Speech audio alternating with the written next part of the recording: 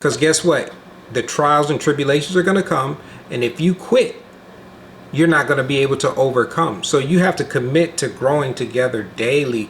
And that daily is just like what we're doing here. We talk all the time, not just about what we're going to do and bring lives and all that kind of stuff, but even in our own relationship, when we just driving in the car and talking, Renee always asks me, what are you thinking about? And I'm always telling her the things that I'm thinking about, not just in lessons and teachings and all that kind of stuff. Just I'm talking about just what's going on in my mind and what's going and checking on her and just saying, hey, how are we doing?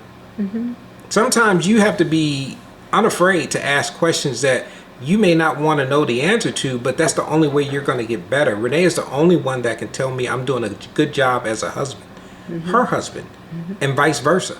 So if you have to think about that, commit to growing together. And one of the things, okay, what does that look like? Well, what does it look like when you're trying to grow and the other person isn't?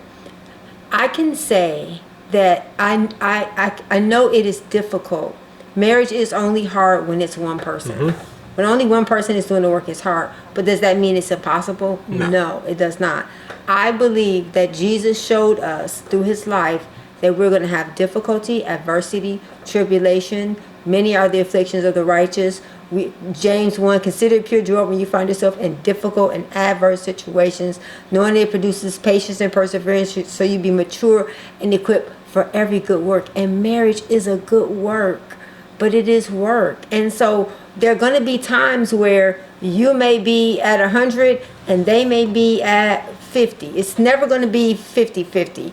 You may be at 100, they may be at 99, or you may be at 100 and they may be at 25. But that's the beauty of being in a relationship with another human being, because I feel that I'm a firm believer. You reap what you sow. So if I'm patient with you when you're in your in the doldrums, if you're in a bad place, if you're in your feelings, and I expect that I said I was gonna love you for better or for worse. And I know sometimes it sounds like, oh, this is just all things that just sound easy. It's not. It's work.